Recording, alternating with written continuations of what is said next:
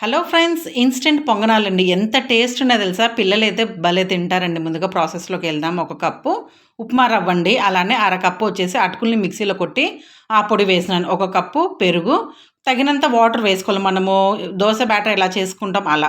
తగినంత ఉప్పేసేసి మొత్తం దోస బ్యాటర్ లాగా కలుపుకొని ఒక 15 నిమిషాలు పక్కన ఉంచేద్దామండి. 15 నిమిషాల తర్వాత ఇలా అవుతుంది కదా! దాంట్లో కొద్దిగా జీలకర్ర, కొద్దిగా పసుపు, సన్నగా తరిగిన ఎర్రగడ్డలు, కొత్తిమీర, కరివేపాకు, పచ్చిమిరపకాయలు అదంతా వేసుకొని వంట సోడా అయితే కొద్దిగా ఒక చిటికెడు వేసి మొత్తం కలిపేసుకొని ఇట్లా పొంగనాల పెండంలో గుంత పొంగనాలు వేసుకుంటే అంతేనండి.